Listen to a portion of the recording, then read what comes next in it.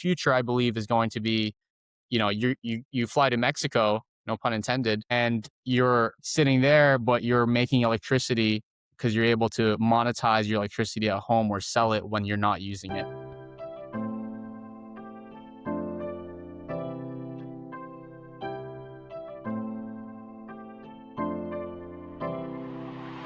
Welcome to the Blue Ocean Solutions Podcast, where we dive into real conversations with business owners, innovators, and industry leaders shaping the future of clean tech, construction, and the renewable energy sector. I'm Kreel Hutchinson, your host. Our guest today is Bilal Jarmakani, the founder at SolarX in the Ontario, Canada area. Today, we discuss his journey from call center to leading a multi-million-dollar solar and electrification company, and how he's leveraging AI to transform energy usage and navigate the unique challenges of our rapidly changing industry. If you're a solar installer, clean tech innovator, or an entrepreneur grappling with market volatility, you will love this show because Bilal shares his candid insights on adapting to supply chain disruptions, optimizing seasonal workflows, and simplifying complex value propositions. It's an example of how resilience and strategic AI adoption can drive significant growth in the renewable energy sector. Welcome to the podcast, Bilal. Thank you. Thanks for having me. Happy to be here, Krill. I was really excited to have this conversation with someone north of the border for the majority of our conversations that we have on the podcast. So for people who may not be familiar with you, your role, and the work that you do at SolarX, why don't you give yourself a brief introduction?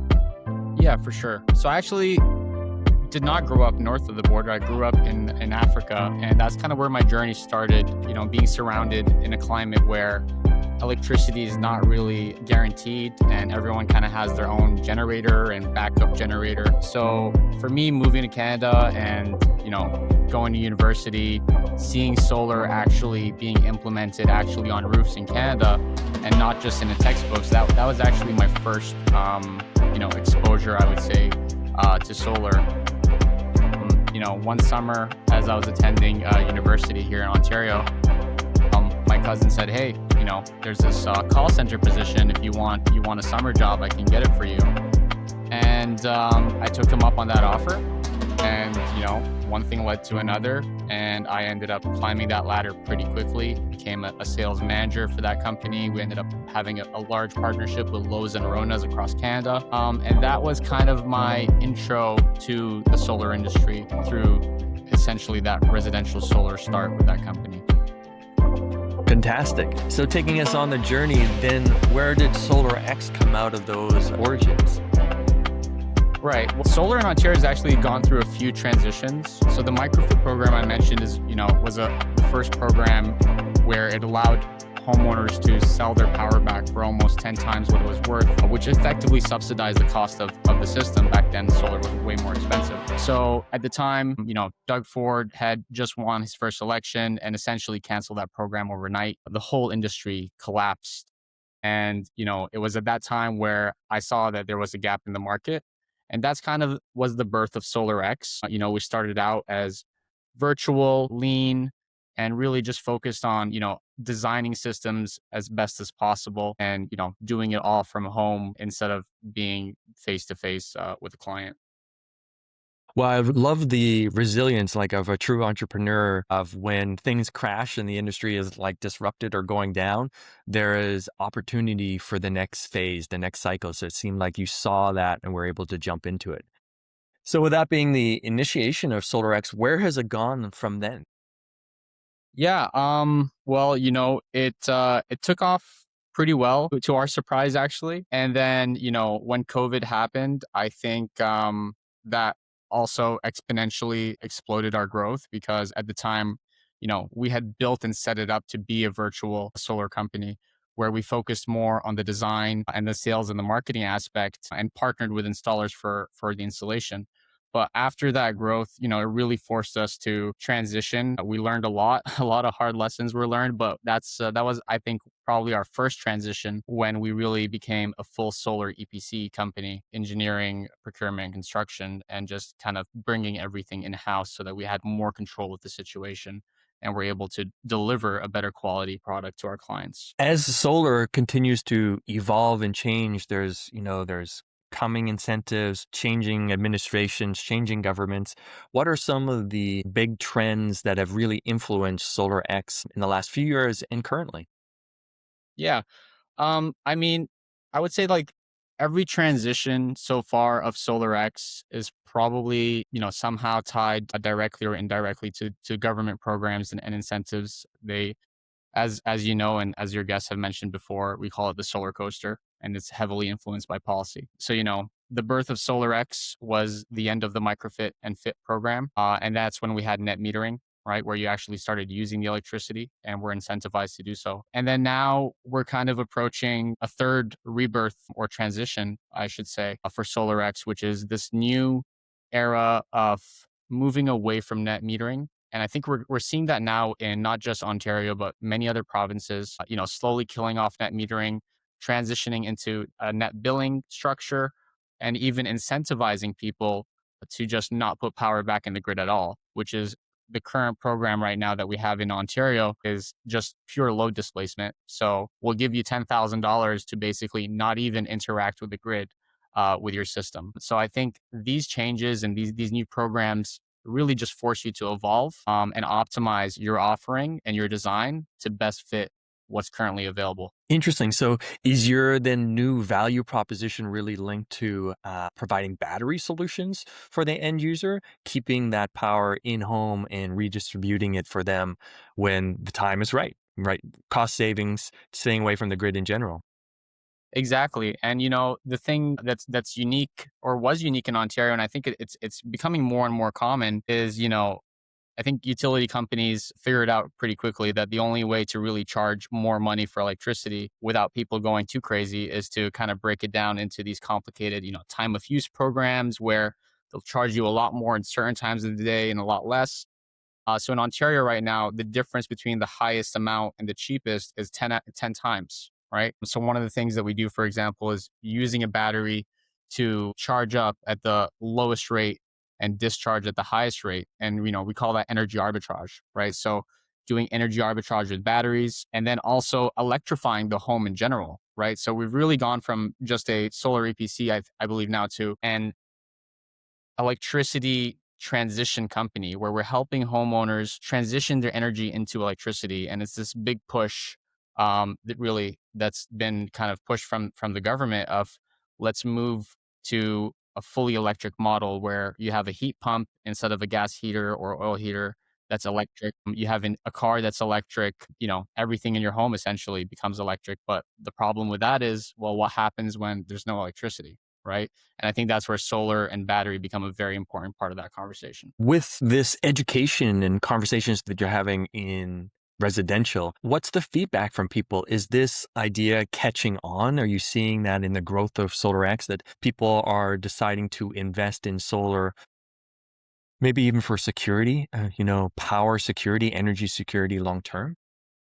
The education aspect is the most interesting one. And it is the part that we focus a lot on because, you really need to help people who don't live and breathe solar as we do every day to understand these complicated, systems that we're designing and how they work. And, oftentimes you're explaining to someone, this AI chip is going to make decisions on your battery 100 times, every hour to optimize the system for you. And typically their first question is, well, what happens if there's snow on my roof? Which is a fair question to ask. That's fine. But, I think we're missing the point. It's like asking, well, does the car come with a cup holder? And you know what? That's fine. You need a cup holder. But I think that the conversation is definitely shifting in the right direction. Some people just get it. And those are the early adopters right now. And the more and more it becomes common and those people start, experiencing the savings that we're promising and seeing it for themselves and spreading the news, I think it's just going to lead to definitely a larger scale of adoption. I am going to ask a simplified question here and follow up with you being, so what happens in Canada, which traditionally has much longer winter seasons? Twofold. What does happen when you have snow on your solar panels and how that affects things. Also, based on the dynamic nature of government incentives and seasonal operations in Ontario, how do you strategically plan for consistent growth and manage your project pipeline effectively throughout that whole year? It's a great question. So the first question, which is my favorite question, what happens when there's snow on the roof? It happens. And you know what? It's not the end of the world. Snow will build up on your roof sometimes, but I would say over 95% of every system we've ever installed has some degree of pitch to the roof, right? Usually, if it's going on your roof is at, 30-degree angle, maybe a little bit more if you have a steeper roof. And these panels are just glass, right? So if you're at home and you take your phone and you put some snow on top and you tilt it, eventually that snow will slide and fall off, which actually can be a hazard. So make sure you don't install solar panels too close to the edge of your roof because snow will slide off and hit you in the head. So you have to also be aware of those design restrictions. Now, because it's in the winter months where this happens, really probably Jan, Feb, um, those days are shorter anyway. So you're not truly missing out on much. And this winter we that we just had was absolutely brutal. So you're looking at maybe one month of covered panels if you take all kind of the days and the weeks and add them together, and during a period of time where the sun's only going to shine for 4 hours anyway. So I think there was a study done out of Alberta that said you're missing like 3 to 4% out of the year due to snow. So it's very minimal. Interesting. Just a follow-up question before we get to how you plan throughout the year. Because of those short period of times, do you find that then bills just change for the winter season? Your customers are getting less value out of their solar system, but they really make up for it for, let's say, like 7 or 8 other months of the year. So it's worth it in the annual returns. Good question. And there's a two-part answer to that question. And I'm going to answer first from the net metering perspective, and then from the newer load displacement perspective, which is what we're currently, seeing a lot of. So with net metering, the goal is we're going to build a system that's going to overproduce in the summer months. It's going to build all those credits up. Those credits roll over into the winter, and they'll cover you on those winter months when your panels aren't going to be doing much, right? So again, it really all comes down to an intelligent design system that is there to protect you in the future and through the winter times. So that's always the goal. Obviously, sometimes the roof space may not allow it, but most of the time, this is what we strive for and this is what we accomplish. But with load displacement, the reason why it becomes so interesting is because in the winter, it's totally okay that your panels are covered in snow. The battery is going to do the heavy lifting, right? So now the battery is going to save you money regardless of whether or not there's snow covering your panels. And it can do that every single day. Interesting.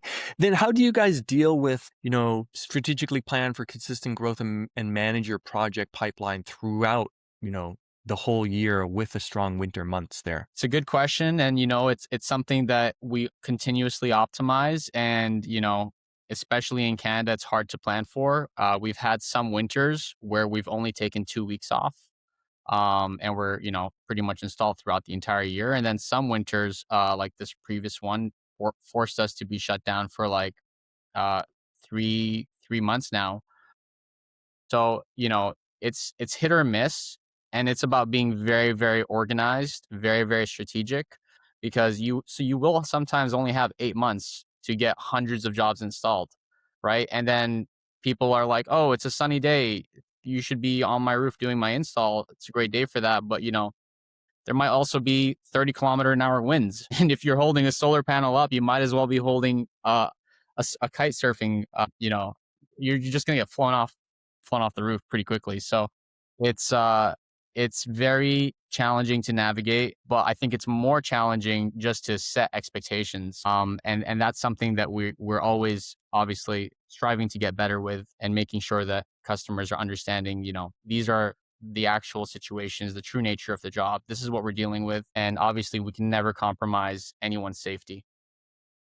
Great. So for my audience who's interested in always like kind of knowing the size of the company, tell us a little bit about SolarX. Like how big Is your team of internal members probably then subcontracting installers? Just let us know what that looks like, and ballpark revenue so we can really understand the size of the value proposition that you're bringing to the Ontario marketplace. Right. I would say, with all our installers and our staff, we're probably around 20, 25 full-time employees, maybe up to 30 during some very busy times. And that includes installers, admin, project management, operations, etc.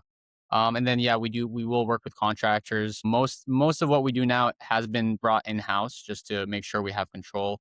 But in certain provinces, if there's not too much volume there, obviously it makes more sense to partner with someone who we know is credible, we know they can do the work, and the customer's still getting a SolarX designed system, right? So it's a very intentional and intelligently designed system, and we make sure we're working with someone who knows how to put it together and is good at that. Great. What would you say is working really well inside your business right now? Honestly, the education part is going very well. We put a lot of energy and effort into that, and that's one of the ways that AI has helped us internally as a company. Is it really has allowed us to take something very complicated and simplify it and streamline it, and build nice graphs, build nice presentations, and good customer facing tools that will allow the customer to really see the value and understand it. Can you give an example of one of your maybe like success stories or case studies that represent that first introduction, education, and bringing a person all the way through to final delivery? Yeah, for sure. So, I mean, a couple success stories are, and I can tell you too, for residential, a big thing is anyone can install a solar system, anyone can install a battery, right? But the thing is, can you optimize the design to save them more money than a traditional just slap a solar and battery in? And that's kind of what we do. So we actually work with the client. We download their information from their power company. We check exactly how much power they're using and exactly what hours they're using it. We show them the math. We show them what hours we're going to shift, where we're going to shift it, how much they're going to save. So, doing this exercise with someone, we were able to bring someone down from $150 a month electric bill down to a $40 bill just by solar plus load shifting in residential. And in commercial, it gets even more interesting because with commercial, you have demand charges, which essentially is similar to a time of use, but more intense, more depending on when you're using your power, how long you're using it, and when you're using the most demand. And with that, if you can really analyze the data and check exactly when those days would be and when those times would be in those days. So, for example, you turn on, we had a winery, let's say they turned on all their equipment and you'll see like a 20-minute spike of electricity. If you can actually target those spikes, that can mean the difference between a 8-year payback and a 4-year payback, right? So it's really drastic savings what you can do when you actually take the time to really design the system and tell it.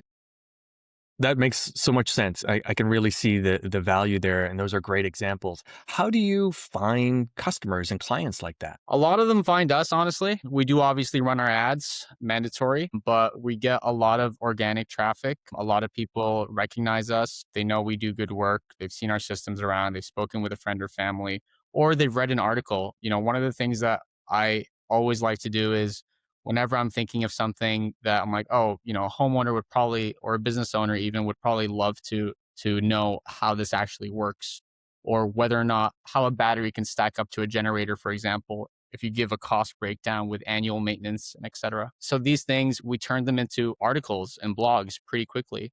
And that way, when you're searching for that, we'll come up, we'll explain to you exactly how it's done.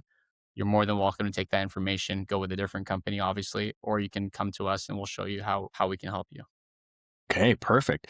And then on the flip side of that, what are some of the most frustrating or bottlenecks that you're experiencing in your business? The bottlenecks in the business are, there's definitely a lot of bad actors, I would say, in the solar industry. And I think a lot of that is tied to these incentives. So, incentives eventually are going to be phased out, and hopefully bad actors will also be phased out with it. Because, when these rebates incentives come, everyone thinks that they can start a solar company. It's very capital intensive, leading to a lot of people who, companies come try it out for 1 or 2 years, end up going under. And there's so many systems, we call them orphan systems, both for commercial and residential, who, call us and say, hey, my installer's out of business, my system's not working, can you help me? And these turn into a little bit of a nightmare because no company really wants to touch a system that they haven't installed. And it's something that can be a simple repair.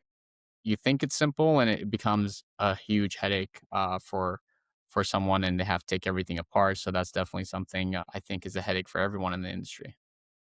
I see. Yeah, that on the industry level, that makes a lot of sense. That I think these changing phases of the industry also flush out a lot of poor companies and poor operations and allows the cream of the crop to kind of establish themselves and grow like SolarX has. Then looking on like the inside, I know you had mentioned when we talked earlier that you had built a AI receptionist to implement. What other areas of SolarX's operations do you see ripe for AI integrations or further streamline your workflows or maybe enhance the customer experience?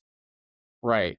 So the AI calling one, that was big, and I'll just share it here as well. Is that I think a lot of business suffer from this. Someone calls your line, and you don't have a dedicated person to pick up that call. You're losing a lot of business. You're getting customers who are angry. So I think one of the big things that we did this year is built our own in-house AI. Her name is Alex, by the way, and she will pick up your call when you call your phone when you call, and she will just basically take your information and make sure that someone reaches out to you. And it's just such a small thing that makes such a big difference. I think, like, the week we implemented that, we had a builder call, and she was able to kind of get him booked in, and now we've worked with this builder and we're doing like 4 jobs together. So it's incredible, the amount of money that companies are losing by not having implemented something so basic like that. And then internally, I mean, I'm a big believer in AI. I try to push it wherever I can, really. So it's about, optimizing our installation, making sure we're going to be installing as many jobs as possible, accounting for the weather, making sure all the clients are communicated with. If someone's not communicated with for a while, AI will be like, "Hey, you should send this person, a follow up." Right. So it's small things like that, making sure your CRM is clean, your pipeline. It definitely helps fill the gaps in, so nothing falls through the cracks. Fantastic. What are your company's biggest priorities for growth and potentially innovation for the next 6 to 12 months? So we are in a very, very interesting time right now. Have you read the fourth industrial revolution? I've read parts of it, yes. Okay, good. So I think we're pretty much right at the cusp of that. I believe what's happening right now is we're switching from a, energy consumer market to a producer market. I think, especially with all this new technology, the batteries, the AI, we even have, finally the bidirectional charging battery, which is now available, which basically turns your EV. So on top of your battery, your EV is a whole battery on its own. This is going to be very, very interesting. And it's something that we always have in mind when we're designing these systems, right? We want to set them up for the future because we believe these systems are going to become future income streams for homeowners and businesses. From things like, you see these crypto water heaters and things that actually use mining of crypto to produce heat and heat your water or heat your home. There are AI chips that are going to be coming where it's like you have an AI server that you can actually rent out and connect it into your home, and it's going to obviously consume a lot of energy. So you have things like that which can actually monetize the energy that you have. And then you also have these virtual power plant programs that are coming out where your power company will rent your electricity from your battery for a premium. If the grid goes down and they need it right away, they're able to tap into your battery, obviously, with your consent, and actually pay you a premium for that. So the future, I believe, is going to be, you fly to Mexico, no pun intended, and you're sitting there, but you're making electricity because you're able to monetize your electricity at home or sell it when you're not using it. I love the vision of that. With that in mind, the future takes on a very interesting perspective. How long do you think we really see that unfolding through? Is you thinking years or is that like the next 10 to 15? 10 to 15 what? Months? No, years.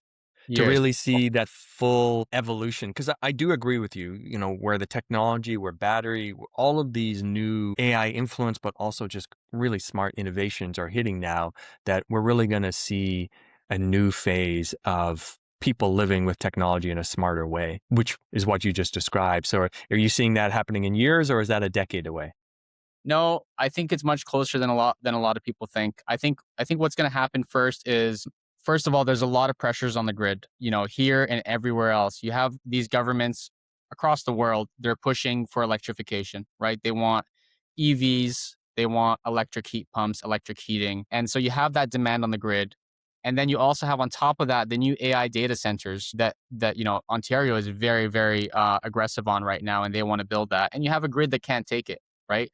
So I think what's going to happen is they're going to find smarter ways to increase their prices. We had a 30% increase in November last year. We're going to have more coming up. And I think these rebates are not going to last, but they're going to switch over to income based rebates. They're going to be new rebates only for people who qualify from an income standpoint, because the government's going to recognize that they have to increase electricity and they don't want people who can't afford to pay it to be left behind. So I think we're going to see, and we're already seeing this, we're seeing these new programs pop up where they are income based. And I think that's part of the future push of, let's make sure that we protect people with lower incomes, because they're really not going to be able to afford what's about to happen. And then probably within the next 2 years, today you can already monetize your system with the crypto products that I was talking about. And then I think within 1 year from now, you'll be able to monetize it with AI, putting an AI server in your home, letting people rent it and hosting it. So we're pretty much there. I mean, I would say we're less than a year away. Oh, wow. Amazing. As we move towards the finish line for this conversation, if you could wave a magic wand and automate maybe one or two aspects of your current workflow, what would they be and why? If I can automate things from my current workflow. And can you explain just more detail on current workflow? Yeah, your day-to-day operations or maybe monthly operations where things are like redundant as you continue to bring AI solutions in. Are there places being like, you know what?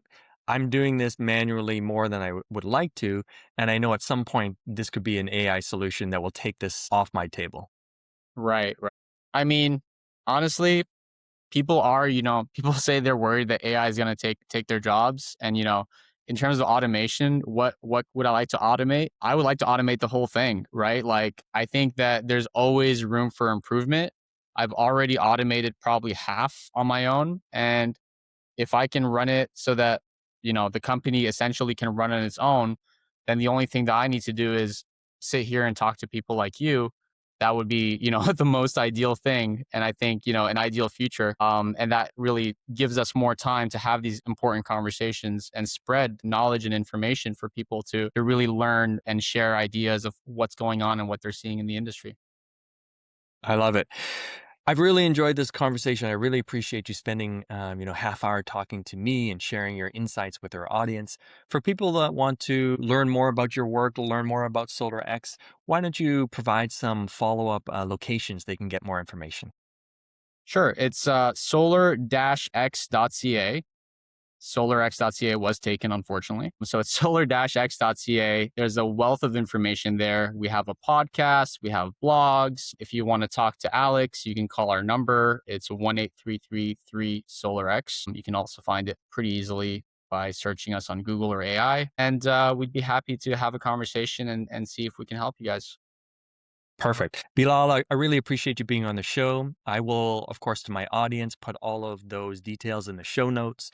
To the audience, if you've enjoyed this conversation, make sure to like, subscribe to the channel, share it with potentially some of your colleagues or friends in Canada that may be introduced or excited about learning more about solar or bringing them into their value proposition inside their residence. Bilal, I'll leave it the final word to you. Any closing notes here? Thank you so much for having me. It's been a blast. I hope that, the audience learned something today. And yeah, we should do this again sometime.